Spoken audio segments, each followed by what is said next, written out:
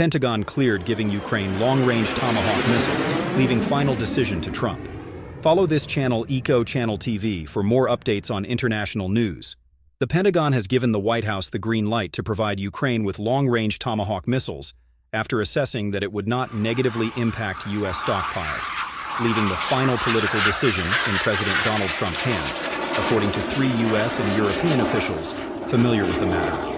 Trump said earlier this month, during a working lunch with Ukrainian President Volodymyr Zelensky at the White House, that he would rather not provide the missiles to Ukraine because we don't want to be giving away things that we need to protect our country.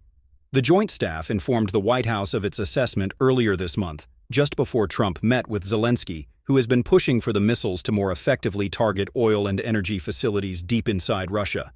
Tomahawks have a range of around 1,000 miles. The assessment buoyed the U.S.'s European allies, who believe that the U.S. now has fewer excuses not to provide the missiles, 2 European officials said.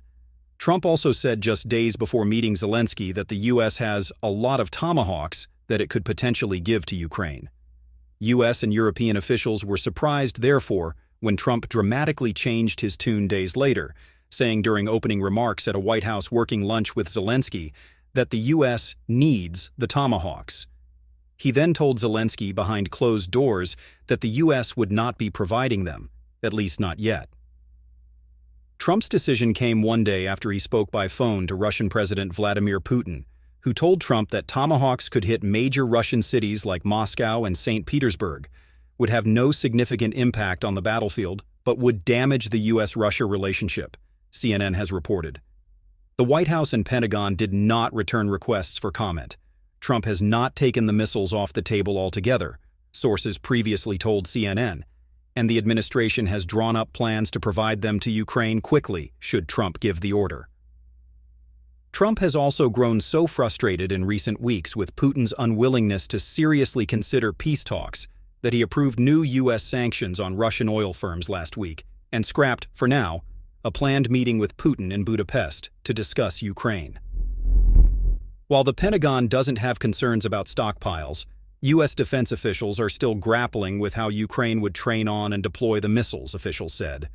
There are still several operational issues that would need to be resolved for Ukraine to be able to use the missiles effectively, the sources added. One outstanding question is how Ukraine would fire the missiles if the U.S. provided them. Tomahawks are most commonly launched from surface ships or submarines, but Ukraine's navy is severely depleted, so the missiles would likely need to be launched on land. The Marine Corps and Army have developed ground-based launchers that could be provided to Ukraine. But even if the U.S. did not want to provide the launchers, European officials believe Ukraine could figure out a workaround. One official pointed out that Ukrainian engineers were able to develop a workaround to use the UK-provided Storm Shadow missiles, which were originally designed to be used by modern NATO aircraft and had to be integrated into Ukraine's aging Soviet-era fighter jet fleet. In a post on X earlier this week, Zelensky said Ukraine hopes to expand its long-range capabilities by the end of this year, so the war can end on fair terms for the country.